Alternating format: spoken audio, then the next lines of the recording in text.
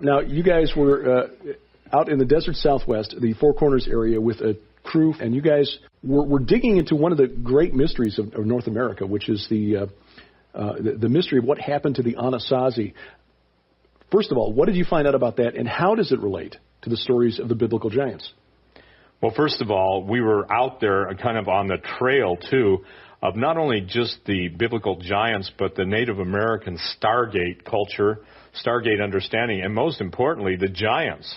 And the fascinating thing to us is that as we tracked the giants, their culture, their civilization, their eating habits, they were cannibals. Unfortunately, the Jolly Green Giant is not what we're talking about. We met with different Native American elders, and we got a picture that was unusual. Now, they told us they know where the giant bones are, and they wouldn't let us see the giant bones, yet they would talk about the giant society that if you will, the medicine men get together and they open up portals, okay? Now, they maintain their opening up portals in our day and age, and that literally the giants tell them what's coming on the scene. In other words, the giants that are somehow held back are giving them information, and these are the people in the giant society that are absolutely as serious as you could even imagine that the giants are going to return soon. Now, that goes along with in our second DVD, True Legends, the series, where the Unholy Sea, we actually have the pilot on record as flying a dead giant out of Bagram Air Force Base. Mm-hmm. Fast forward, he contacted me, I forget what year it was, but fast forward to just a couple years ago, and the same pilot that flew the dead giant out of Afghanistan was in a bar, I believe it was in New Mexico, and one of those beer bars. And the deal is that a Native American came over to him and basically started to speak to him and sang some sort of I guess you'd say a tune or something, a chant or whatever it was. And Alan said that the Native American made the statement to him, "You have seen giants. The giants are coming back." Alan had never seen the guy before in his life and never encountered it. It kind of blew his mind because he said one of his friends went over and sat in the other part of the restaurant bar and just went kind of like, woo on him. But when we're talking about this, we're not only after the bones, Derek, Basically, Tim and I are on not only the trail of the giants, but we're going after the live ones also. Mm-hmm.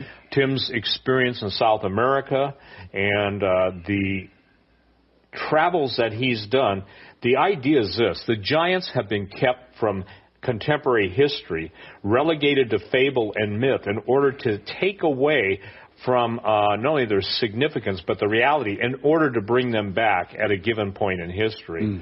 And Tim, you want to address that? Because I think it's pretty important that when you were specifically in Sardinia, this is such a matter-of-fact issue over there, and especially who do the Sardinians believe they are? And it's pretty important to get this point out, Dirk.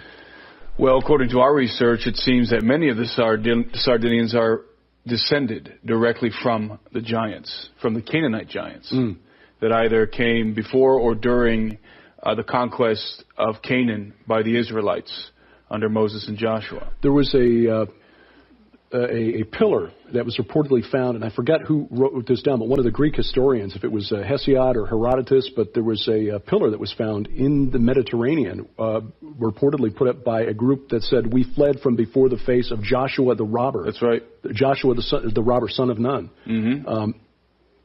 And what I found in the research for my book was that the Amorites, who were driven out of Canaan by the Israelites, believed, apparently, that they were descended from the Titans. That's right. Yeah, and it seems to us, and this is astounding, that Sardinia, the island of Sardinia, and for those who don't know, the island of Sardinia is off the western coast of Italy, of mainland Italy. It is a part of Italy. It's a district of Italy. It's below Corsica. And the island of Sardinia seems to be ground zero for those giants, for the Canaanite giants, that they came and they They came together on this island. They did something very unique, the Nuragic culture. It's called the Nuragic culture in Sardinia. It's a very unique, ancient culture. Nobody really knows much about it. We believe it has Canaanite roots. We believe that the root of that culture, of the native culture of Sardinia, is the culture of the Rephaim, is the culture of the giants from Canaan. Right. And what's astounding is that all over Sardinia there's very unique architecture that is only found in a couple of other places, but in very small quantities, whereas in Sardinia there were over 30,000 megalithic towers on the island of Sardinia alone. And each one of these megalithic towers would have taken a massive amount of energy and time to build, and resources. I mean, it would have taken a strong, powerful civilization to build 30,000 stone megalithic towers. Sardinia is not that big a place. No, it's a relatively small. It's actually it's a large island, but I mean, compared to mainland Italy or some other country, right. Yeah, it's relatively small. So on one island alone, and uniquely on this island, over 30,000 megalithic towers were raised by some unknown race who we call the Nuragic civilization, who historians call the Nuragic civilization. And what's really intriguing about that is that associated with these towers are what are called, and have been called for generations, the tombs of the giants. And the tombs of the giants are megalithic tombs. Wherever you find Nurage towers, you find the tombs of the giants. And we have documented, and we have interviewed people in Sardinia who've gone on the record talking about not only the tombs of the giants, but the bodies of the giants that were once inside those tombs. And we're talking anywhere from 9 to 15 feet tall, giants of that stature.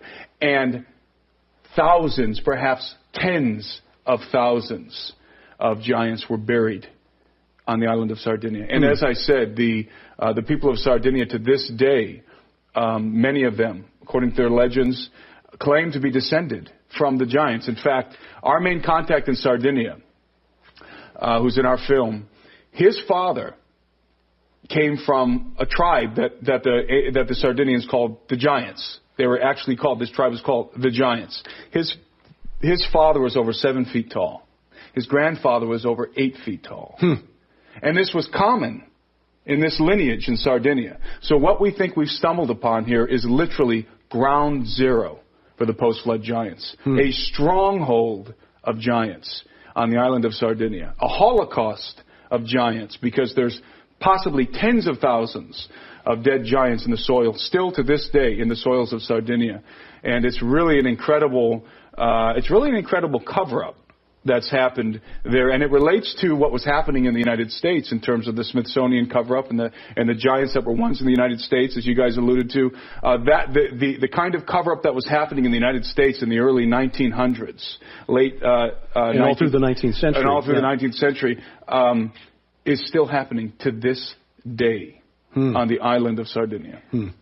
One of the things that we know about the giants is that the early church fathers and even the Greek historians believed that demons progressed from the spirits of those men of renown who lived prior to the flood. What's the connection between the spirits of those giants and demonic activity today, and perhaps the spirits that the society of giants among the Native Americans are contacting today?